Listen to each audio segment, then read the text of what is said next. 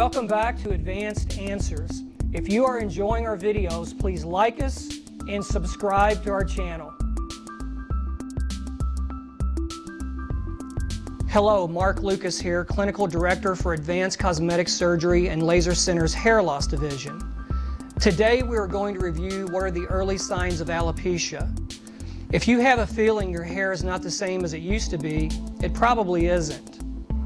Another word for alopecia is simply hair loss.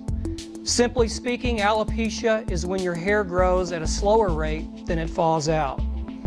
When new follicles grow, it replaces hair follicles that were recently lost. When this production and loss schedule is disrupted, alopecia occurs. A man or a woman's age is the number one contributor to alopecia.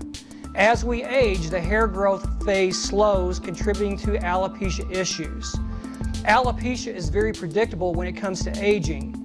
Women will notice alopecia on the top, sides, and back of the scalp as they get older, and especially during and after menopause. We refer to this as diffuse thinning. Men will also notice more complete hair loss from the front, top, and crown of the scalp. The hair on the sides and the back of the scalp typically remain healthy. Reach out to a doctor that specializes in hair loss and let them examine your hair under magnification. Although hair loss can happen quickly, hair loss is typically slow and sometimes does not become obvious until you've lost 50% of your hair.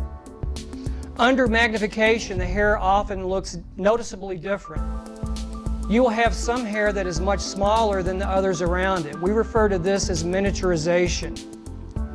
If this is what we find, it is often very treatable. However, the key to success is catching it in the early stages where there are more treatment options available.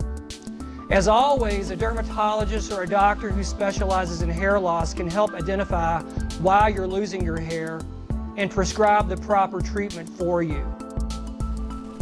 Hey, as always, thanks so much for watching. If you found this information helpful, please click the like button and subscribe for more information on this topic.